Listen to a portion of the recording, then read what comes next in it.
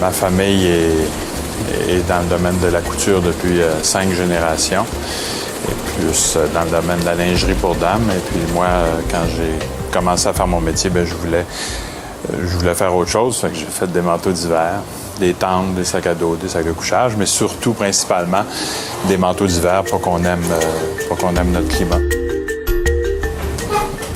Allez-vous-en.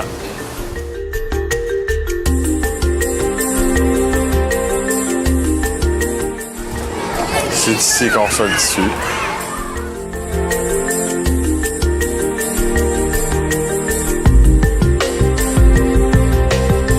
Pour moi, c'est important que ce soit un produit qui était fabriqué ici, pour les conditions météo d'ici, qui soit porté par les gens du Québec, puis qu'on représente dans notre catalogue par des gens qu'on reconnaît être d'ici aussi. C'est un petit pied de nez à la mondialisation, un petit peu.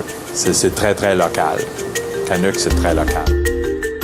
Alors ici, on a toutes les couches, toutes les couleurs de manteau.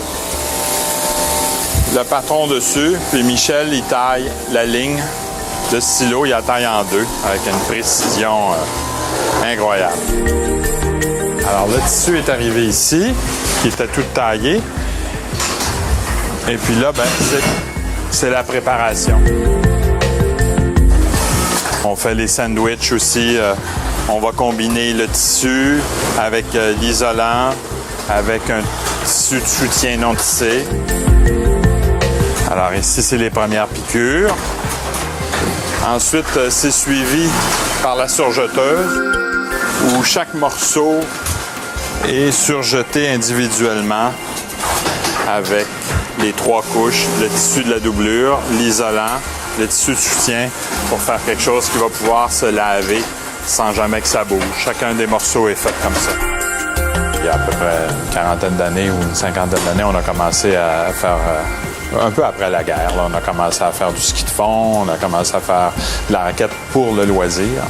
Et puis c'est là que moi, je me suis inséré un peu dans ce mouvement-là pour pouvoir offrir des produits qui donnaient une bonne protection au climat assez spécifique qu'on a ici, qui est un climat de basse altitude, qui est un climat d'humidité, alors que les produits qu'on trouvait étaient surtout faits pour la haute montagne, où là, l'air est très sec. Parce que dans un manteau Canuck, c'est 2 manteaux, comme on parlait tout à l'heure. Alors ça, c'est la partie qui est chaude, la partie de doublure, qui est complètement cousue séparément du dessus pour pas qu'il y ait aucune couture qui passe d'un bord à l'autre du manteau, pour pas que le froid puisse passer d'un bord à l'autre du manteau. Alors, c'est un manteau qui est en soie complètement séparé. Alors ici, on fait le dessus du manteau. Ça va être un manteau noir. La partie blanche, c'est une partie microporeuse qu'on ne verra pas, qui va être à l'intérieur du manteau, qui coupe tout l'effet éolien du vent pour pas se faire refroidir par l'effet éolien. On en voit un rouge, là, qui est presque... dont le dessus est presque terminé. Et ensuite, il y a l'équipe qui va attacher le manteau extérieur avec la partie isolante intérieure, avec seulement une couture périphérique tout autour pour, encore une fois, éviter qu'aucune couture ne passe d'un bord à l'autre. Ici, on va mettre les boutons pression sur les poches. Là, ici, c'est l'inspection. Le manteau est fini. Et le manteau est parti dans la chute jusqu'au rez-de-chaussée, prêt à être porté par quelqu'un.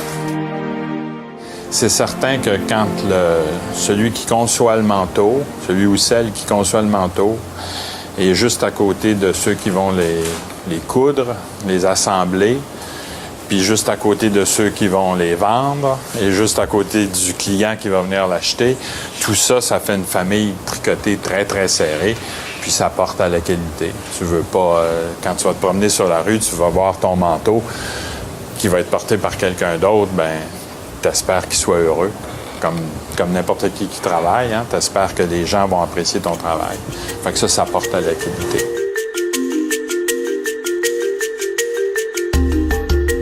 Louis Grenier, Canuck.